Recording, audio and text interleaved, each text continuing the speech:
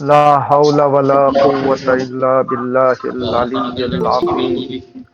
أعوذ بالله من الشيطان الرجيم. بسم الله الرحمن الرحيم. الحمد لله رب العالمين، ثم الصلاة والسلام على سيدنا محمد وعلى آله الطيبين الطاهرين. أما بعد، قال الله تبارك وتعالى في كتابه المبين. بسم الله الرحمن الرحيم. قد أفلح من زكاها وقد خاب من دساها.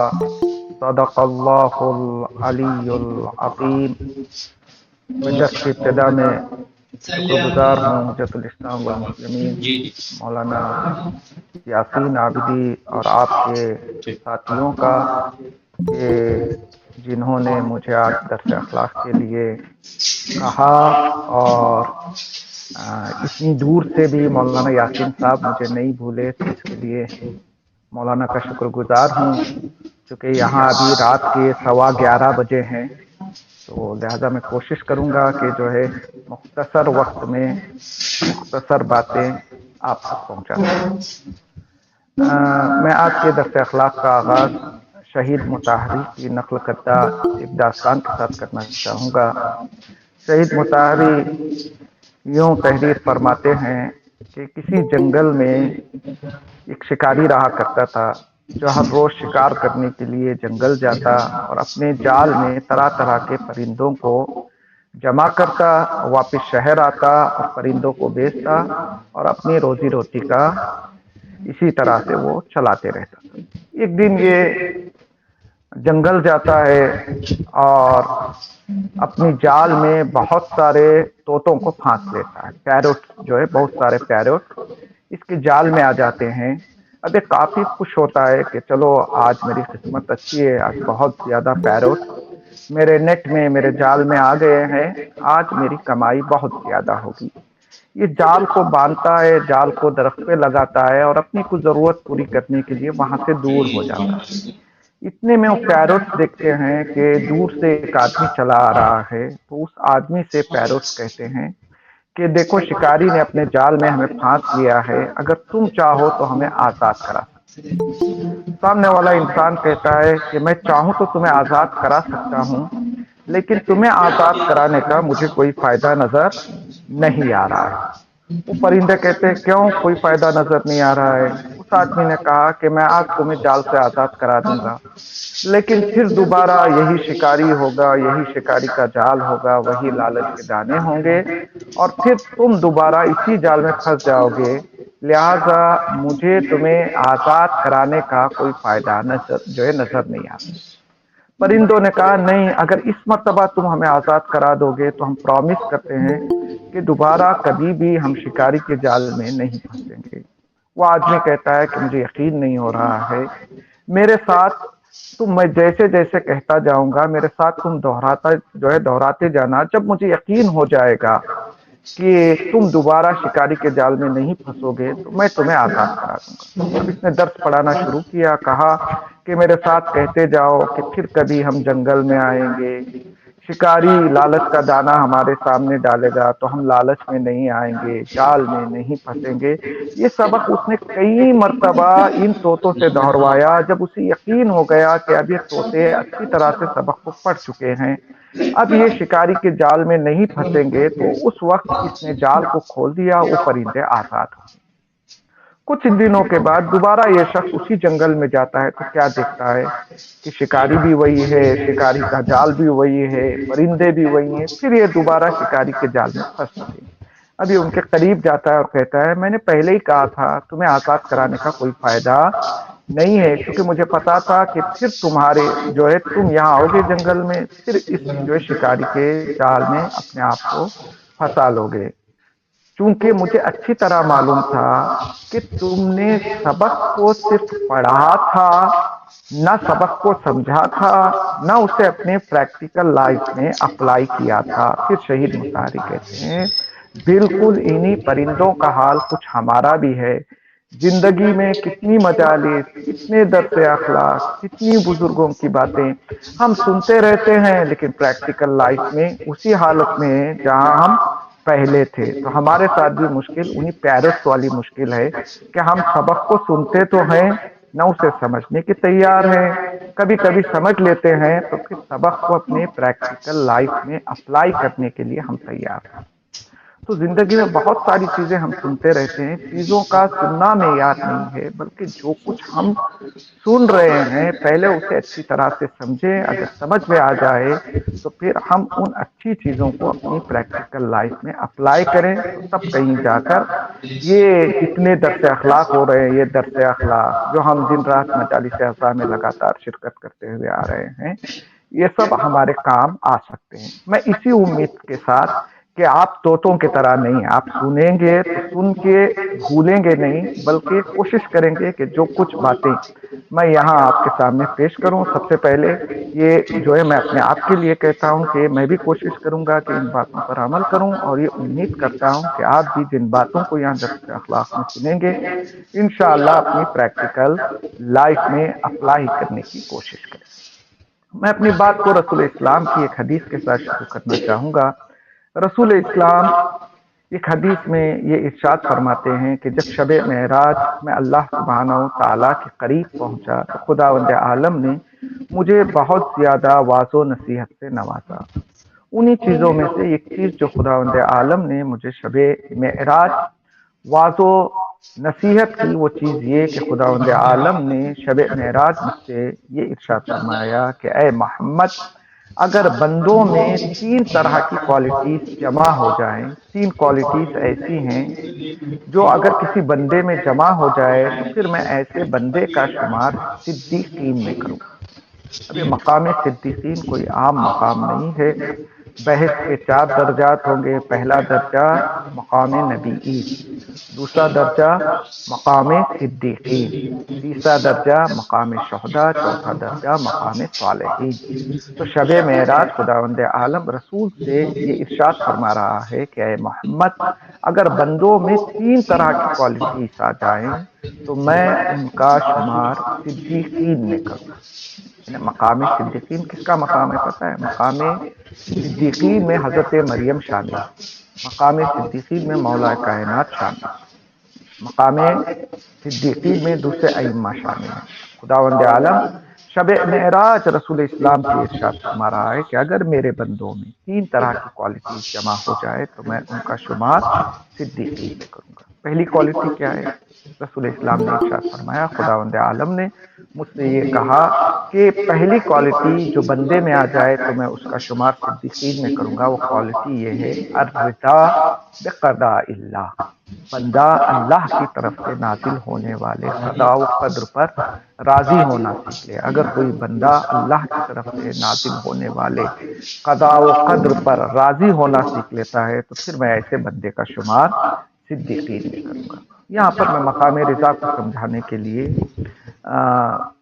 کچھ لوگوں کے اقسام بیان کرنا چاہوں گا کہ دیکھیے سارے لوگ ایک طرح کے نہیں ہیں۔ اس رضا کو لے کر لوگوں کی 3 کیٹیگریز بن سکتی۔ پہلی کیٹیگری ان لوگوں کی ہے جو دنیا میں آنے کے بعد اس بات کا اقرار کرتے ہیں کہ خداوند عالم نے ہمیں خلق کیا۔ وہ کہتے ہیں کہ ہمارا خالق کوئی ہے، وہ خداوند عالم ہے۔ مشکل یہ ہے کہ یہ تو مانتے ہیں کہ خدا نے ہمیں خلق کیا ہے، ہمارا کریٹر اللہ ہے، لیکن یہ لوگ اس چیز کو ماننے کے لیے تیار نہیں ہیں کہ ہم زندگی کو اللہ کے بتائے ہوئے دستور کے مطابق گزاریں۔ علماء نے ایسے لوگوں کو شیطان کے بھائی اور شیطان کے شریک قرار دیا ہے، کیونکہ یہ وہی غلطی کر رہے ہیں جو غلطی شیطان نے کی۔ شیطان نے کیا کہا تھا؟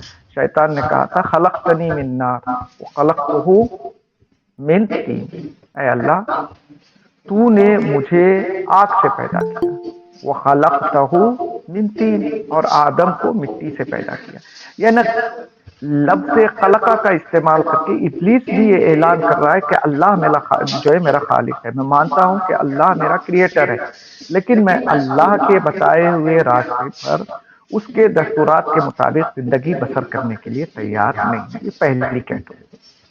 لوگوں کی دوسری کیٹیگری یہ ہے کہ وہ مانتے ہیں کہ اللہ ہمارا کریٹر ہے اور اللہ کے بتائے ہوئے راستے پر اس کے دستورات کے مطابق زندگی بسر کرنے کی بھی پوری پوری کوشش کرتے ہیں، اور شاید میجورٹی میں ایسے ہی لوگ ہیں، ہو سکتا ہے ہم اور آپ بھی اسی کیٹیگری میں آ جائیں۔ کیا کیا ہم مانتے ہیں کہ اللہ ہمارا خالق ہے، اور ہم یہ بھی مانتے ہیں کہ اللہ نے کچھ فرامین بھیجے ہیں، اور اگر ہم کامیاب ہونا چاہتے ہیں تو اللہ کے بتائے ہوئے راستے پر زندگی جو ہے گزارنے کی کوشش ہمیں کرنی پڑے گی۔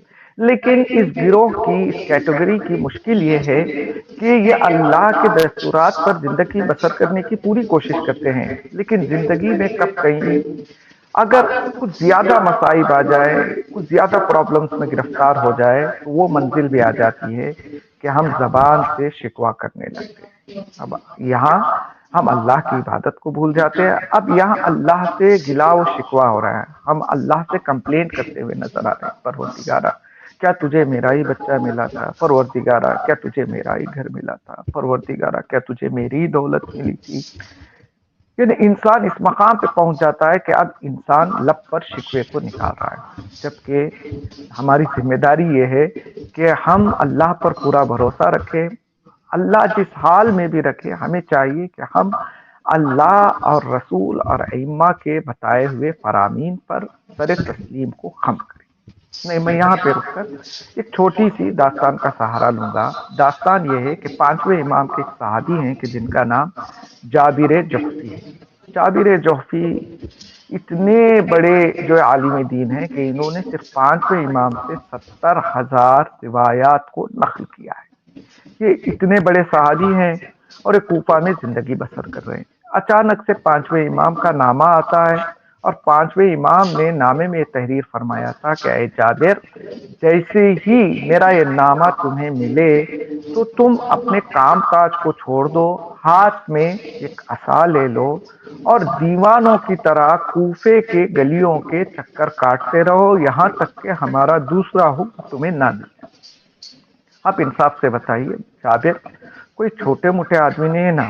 آج کے دور میں اگر کوئی آیت اللہ ہو، آیت اللہ سے کہہ دیا جائے کہ آپ تمام علم کو چھوڑ دیجئے، اب آج سے آپ ایک لکڑی لے کر شہر کے چکر کاٹتے رہیے، تو یہ کتنی جو ہے تعجب کی بات ہے، اور اس فرمان کو ماننا کتنا مشکل کام ہے۔ لیکن جابر جوخی ہے، جیسے امام کا فرمان ملتا ہے، بغیر کسی چونو چرا کے جابر جوخی ایک لکڑی لیتے ہیں، ایک عصا کو لیتے ہیں، اور کوفے کی گلیوں میں دن رات دوڑ رہے ہیں، اور بچے آپ کا مذاق اڑا رہے ہیں۔ لوگ یہ سوچ رہے ہیں کہ جابر پہلے صحیح تھے، ابھی جابر کا ذہنی توازن بگڑ گیا ہے۔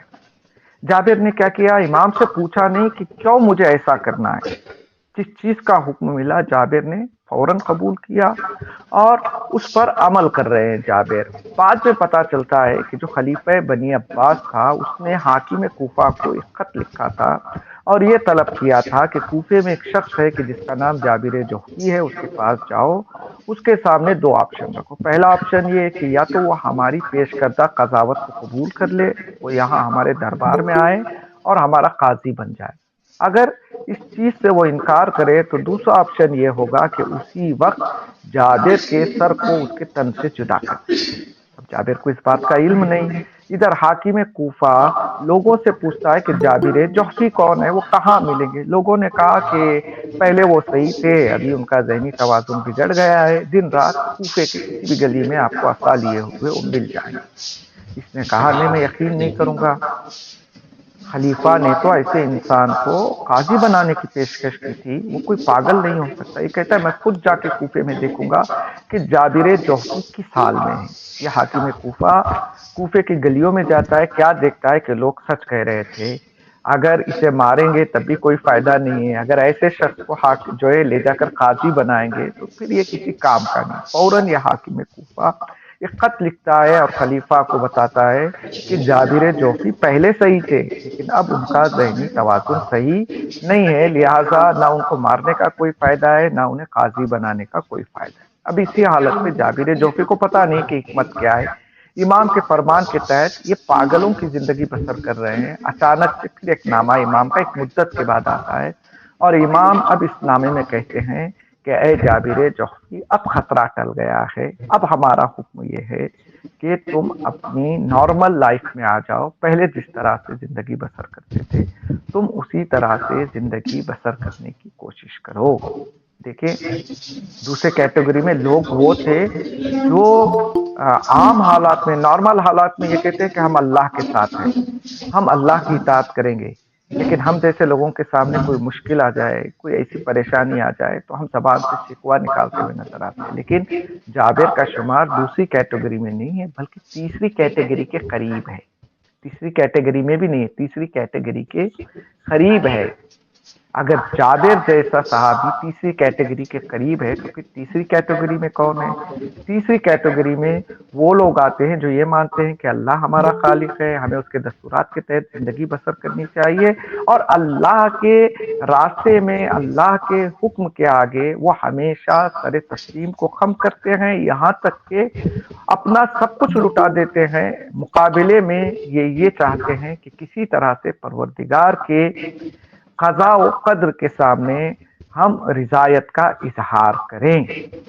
آپ اس چیز کو امام حسین علیہ السلام کی زندگی میں بخوبی دیکھ سکتے ہیں۔ امام حسین علیہ السلام سفر کے ہر مرحلے میں رضایت خدا کا اظہار کرتے ہوئے نظر آتے ہیں۔ امام حسین علیہ السلام مکہ سے نکل رہے ہیں، اعلان یہ کر رہے ہیں، رضا اللہ رضانا اہل البیت، جو اللہ کی رضا ہوگی وہی ہماری رضا ہوگی۔ بہت سارے لوگوں نے آ کے امام کو مشورہ دیا کہ امام آپ کوفہ نہ جائیے، لیکن امام حسین علیہ السلام نے ان کے جواب میں ارشاد فرمایا، خشا اللہ وان یرانی قتیلا، اللہ کا یہ ارادہ ہے کہ وہ مجھے قتل ہوتا ہوا دیکھنا چاہتا ہے۔ لوگوں نے مشورہ دیا آپ جا رہے ہیں تو جائیے، لیکن اپنے ساتھ خواتین کو نہ لے جائیے، تو امام نے ان کا بھی یہی جواب دیا، خشا اللہ ان یراہن سبایا۔ جب امام حسین علیہ السلام کوفہ کے قریب پہنچ گئے تھے، راستے میں فرزدق سے ملاقات ہوتی ہے، پوچھتے ہیں فرزدق کوفہ کے کیا حالات ہیں؟ فرزدق نے کہا کہ مولا کوفہ کے حالات بہت ہی خراب ہیں، میں دیکھ رہا ہوں کہ لوگوں کے دل آپ کے ساتھ ہیں لیکن لوگوں کی تلواریں آپ کے خلاف ہیں۔ تو اس وقت بھی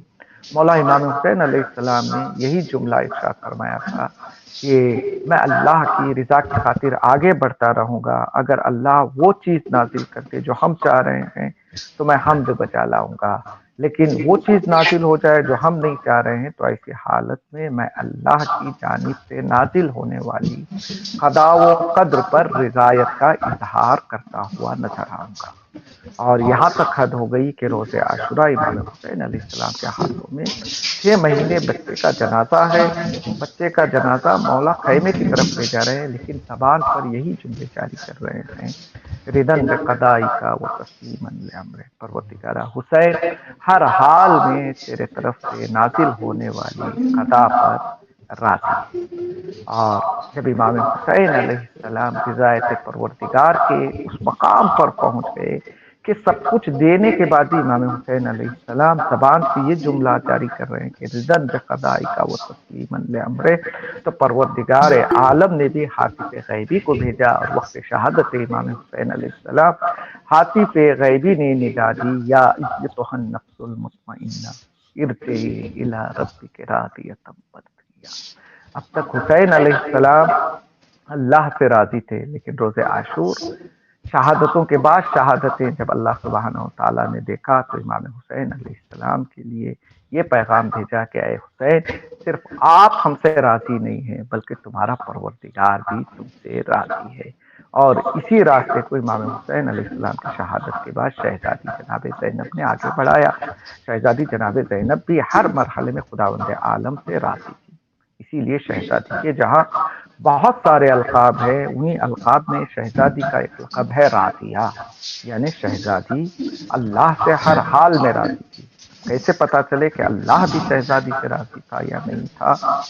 جناب زینب کی ایک زیارت ہے جسے زیارت مفجع کہتے ہیں۔ عام طور سے ہم جو زیارت پڑھتے ہیں وہ جو مختصر اور بریف زیارت ہے، جس میں جو ہے بہت زیادہ تذکرہ نہیں ہے، لیکن شہزادی کی ایک مفصل زیارت ہے جس سے مولانا یاسین عابدی صاحب بخوبی جو ہے آشنا ہے، آپ ان سے مراجعہ کیجئے اور وہ زیارت حاصل کیجئے۔ مفصل زیارت ہے، اگر کوئی اس زیارت کو پڑھ لے تو گویا اس نے شہزادی کی معرفت کا ایک پورا دورہ انجام دیا ہے۔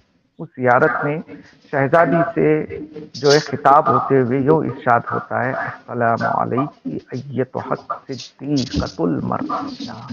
شہزادی جناب زینب صدیقہ بھی ہے، بعد والی کوالٹی المرضیہ، یعنی شہزادی زینب کی بھی ذات ایسی ذات ہے جو نہ صرف خدا سے راضی ہے بلکہ خداوند عالم بھی شہزادی جناب زینب سے راضی ہے، اسی لیے شہزادی کو مرضیہ کہا گیا ہے۔ اگر ہم یہ چاہتے ہیں کہ ہم بھی امام حسین علیہ السلام اور شہزادی جناب زینب سلام اللہ علیہا کے بتائے ہوئے راستے پر اپنی زندگیوں کو آگے لے جائیں تو پھر ہمیں بھی کوشش کرنی چاہیے کہ یہ صفت رضا ہم اپنی زندگی میں داخل کریں۔ اگر خدا کی قضاء و قدر سے کوئی ایسی چیز نازل ہو جائے جس کے لیے ہم تیار نہیں ہیں تو زبان سے کمپلینٹس نہ کریں، بلکہ ہم کوشش کریں کہ کسی طرح سے خدا کی طرف سے نازل شدہ قضاء و قدر پر راضی رہیں۔ تو پہلی کوالٹی جو شب معراج پیغمبر اسلام سے رسول جو ہے اللہ سبحانہ و تعالیٰ نے ارشاد فرمایا وہ یہ کہ الرضا بقضاء اللہ، اگر کوئی انسان اللہ کی طرف سے نازل ہونے والی قضاء و قدر پر راضی ہونا سیکھ لے تو میں اس کا شمار صدیقین میں کروں گا۔ دوسری کوالٹی الصبر علی بلاء اللہ، اگر انسان اللہ کی جانب سے نازل ہونے والے بلاؤں پر صبر کرنا سیکھ لے تو پھر میں ایسے انسان کا شمار صدیقین میں کروں گا۔ دیکھیں کبھی کبھی ہم لوگ بھی صبر کرتے ہیں لیکن کوئی آپشن نہیں ہوتا، جب ہم دیکھتے ہیں کہ ہمارے سامنے کوئی آپشن نہیں ہے، اگر کوئی آپشن ہوتا تو ہم اسے اختیار کر لیتے، چوز کر لیتے، جب ہم دیکھتے ہیں کوئی آپشن نہیں ہے تو آخری آپشن ہم کہتے ہیں کہ اب کچھ کر نہیں سکتے تو ایک کام کریں گے، ہم صبر کر لیں گے۔ نہیں، اس کا نام صبر نہیں ہے، یہ چھوٹا صبر ہے۔ چیزیں آپ کے اختیار میں ہو، آپ گناہ کی طرف جا سکتے تھے پھر بھی آپ نے صبر کیا تو یہ صبر ہے، ٹھیک ہے۔ آپ کے پاس طاقت تھی، آپ کسی پر ظلم کر سکتے تھے لیکن پھر بھی آپ نے ظلم نہیں کیا تو یہ صبر ہے۔ میرے کہنے کا مقصد یہ ہے کہ چیزیں فراہم ہو اس کے باوجود بھی انسان اپنے آپ کو کنٹرول کر لے، انسان اپنے آپ کو روک لے تو پھر ایسے لوگوں کا شمار رسول اسلام نے کہا کہ ایسے لوگوں کا شمار کن میں ہوگا؟ ایسے لوگوں کا شمار صدیقین میں ہوگا۔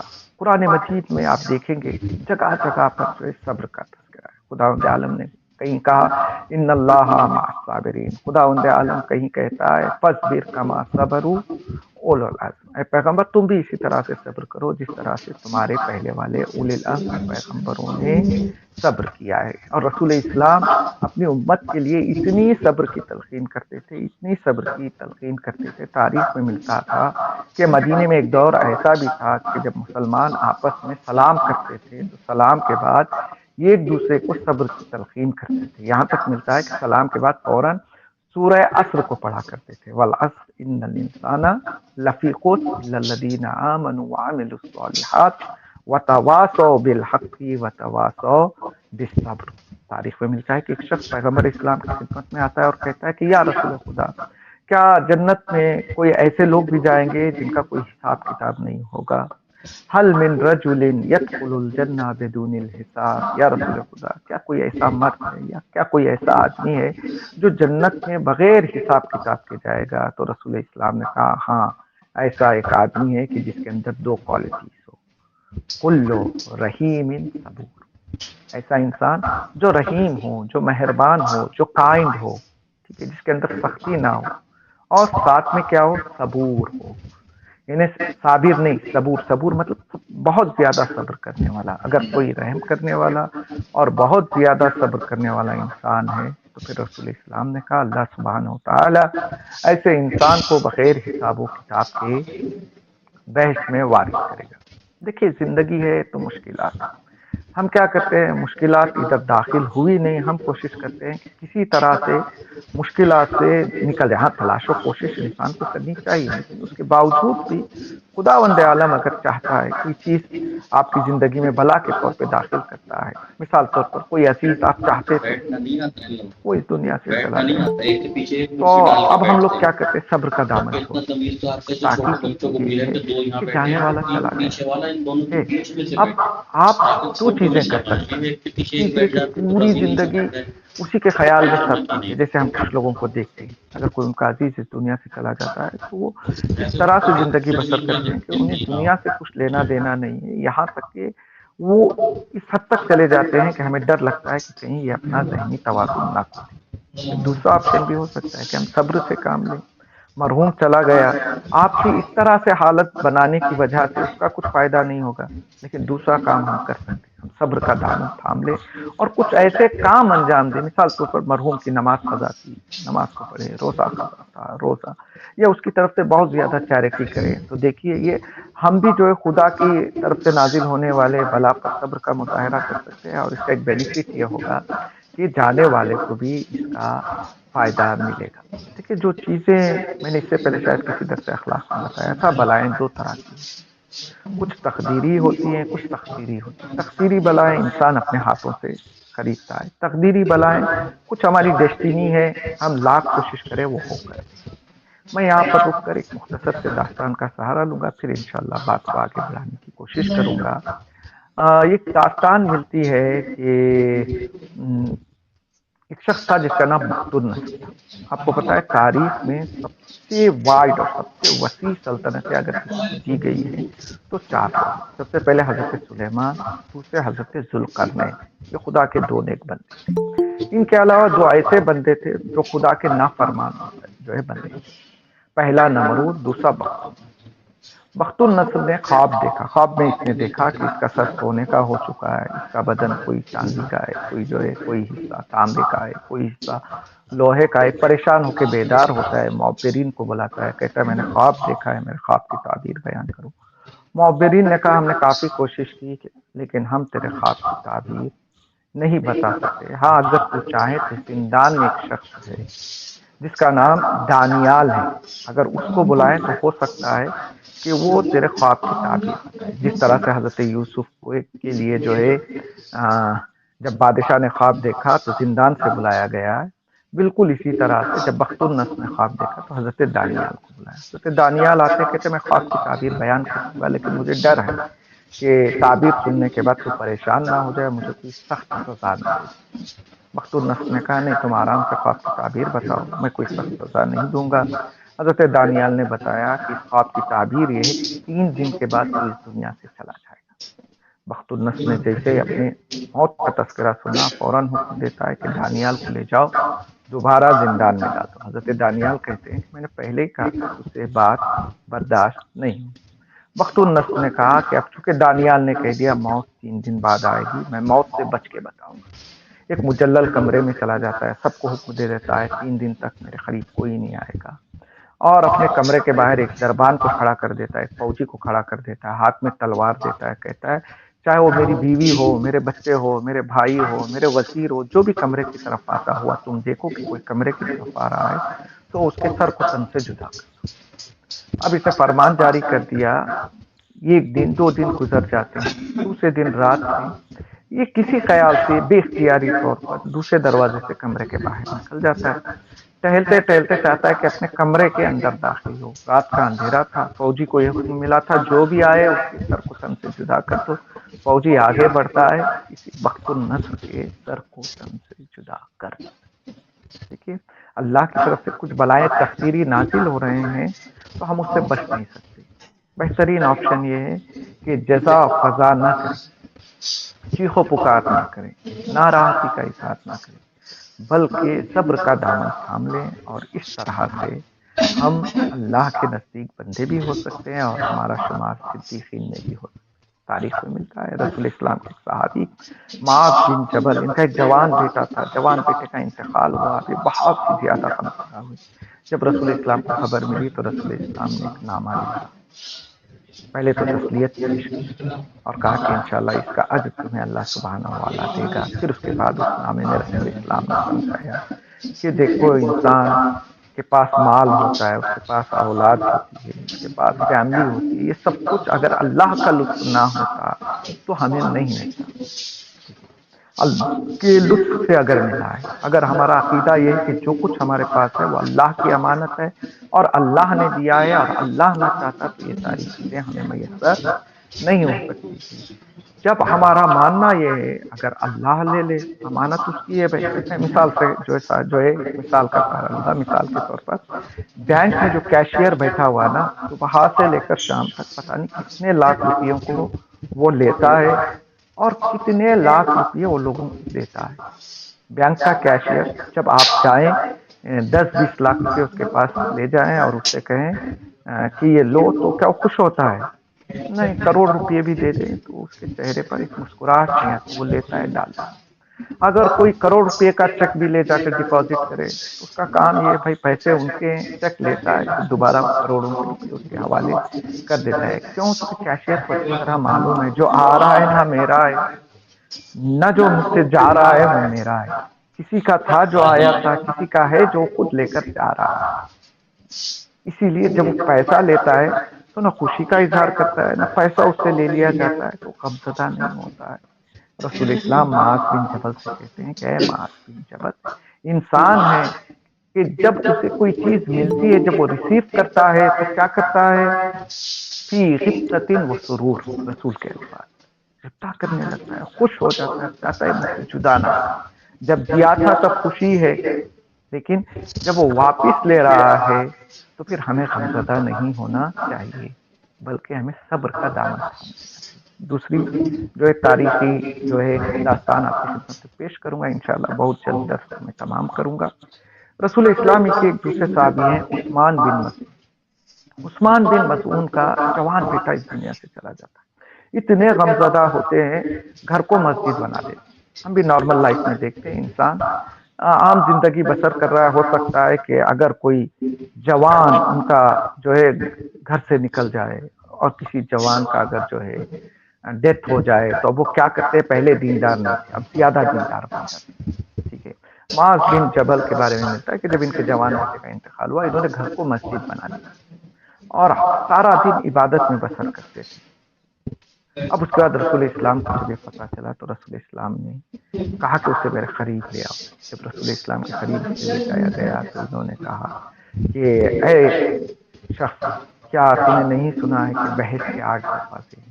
اگر کوئی انسان جوان بیٹے کی موت پر صبر کرتا ہے تو خداوند عالم ایک مخصوص دروازے سے نہیں بلکہ ایسے شخص سے قیامت کے دن کہے گا، بحث کے 8 دروازے ہیں، 8 ڈورز ہیں، تم جس دروازے سے چاہو بحث میں داخل ہو سکتے ہو۔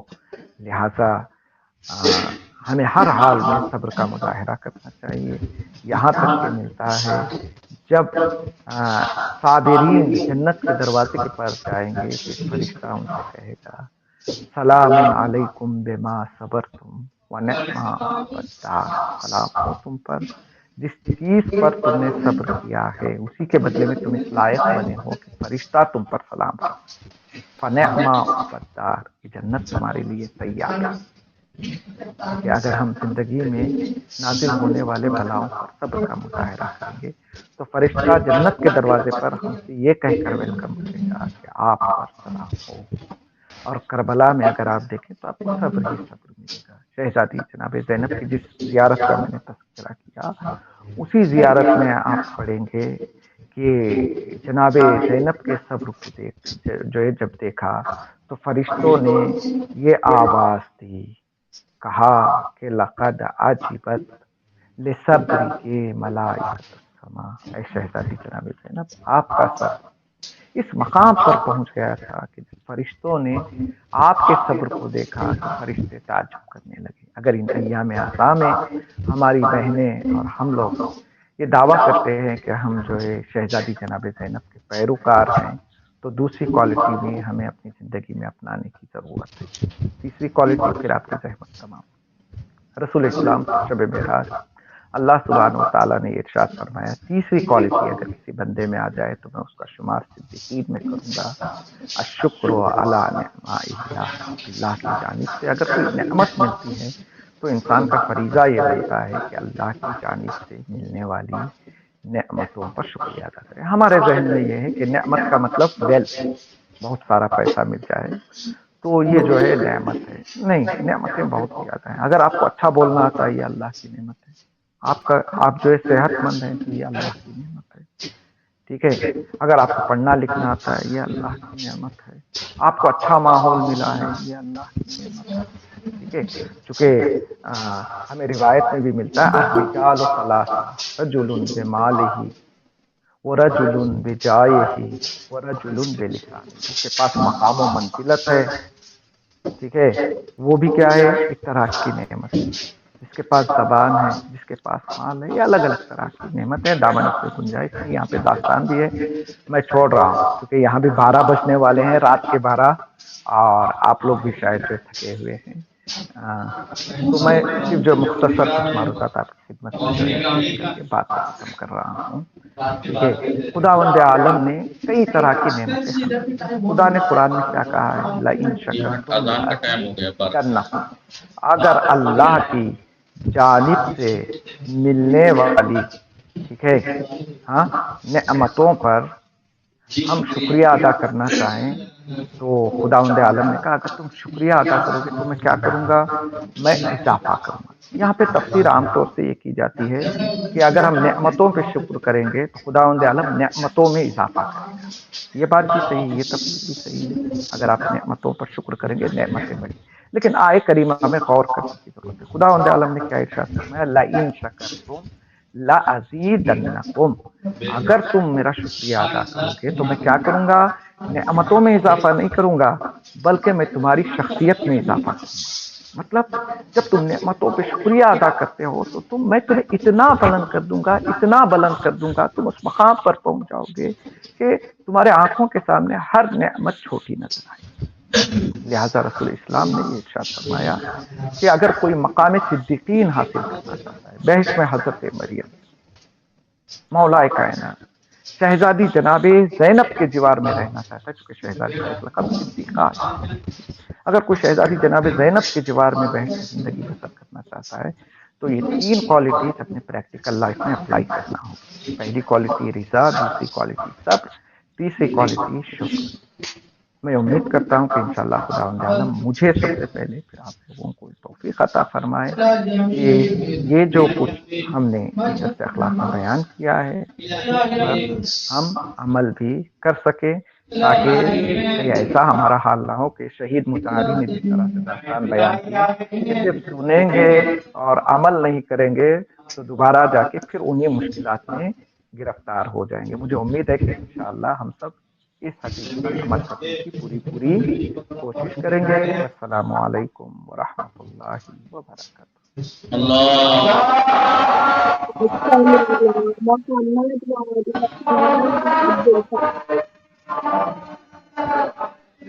جزاکم اللہ۔